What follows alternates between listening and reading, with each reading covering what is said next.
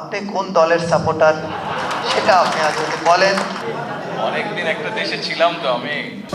সারা দেশের ফুটবল প্রেমীরা যখন ব্রাজিল আর্জেন্টিনার সমর্থনে দুই ভাগে বিভক্ত, তখন স্বাভাবিকভাবেই অনেকের মনে প্রশ্ন জাগে, চলমান বিশ্বকাপে দেশের প্রধানমন্ত্রী কোন দলের সমর্থক, তিনি কোন দলকে সমর্থন করছেন সেই প্রশ্নের উত্তর জানার আগ্রহ ফুটবল ভক্তদের মধ্যেও কম নয়। সম্প্রতি এক সংবাদ সম্মেলনে সরাসরি কোনো দলের নাম না বললেও নিজের পছন্দের দলের ব্যাপারে একটি স্পষ্ট ইঙ্গিত দেন প্রধানমন্ত্রী। এক সাংবাদিকের প্রশ্নের জবাবে মুখে মৃদু হাসি নিয়ে তিনি বলেন, অনেক দিন তো একটা দেশে ছিলাম। প্রধানমন্ত্রীর এই মন্তব্যের পর উপস্থিত সাংবাদিক ও অতিথিদের কাছে বিষয়টি অনেকটাই পরিষ্কার হয়ে যায়। কারো বুঝতে বাকি থাকে না যে প্রধানমন্ত্রী চলমান বিশ্বকাপে ইংল্যান্ডের সমর্থনে আছেন। ব্রাজিল আর্জেন্টিনার বাহিরে প্রধানমন্ত্রী তার সমর্থন জানিয়েছেন ইংল্যান্ড দলকে।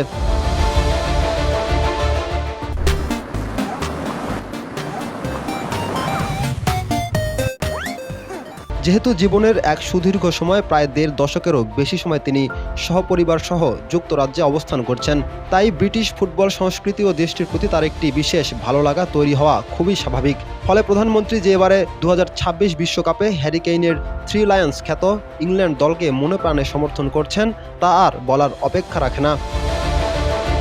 রাকিব হাসান, ইত্তেফাক নিউজ।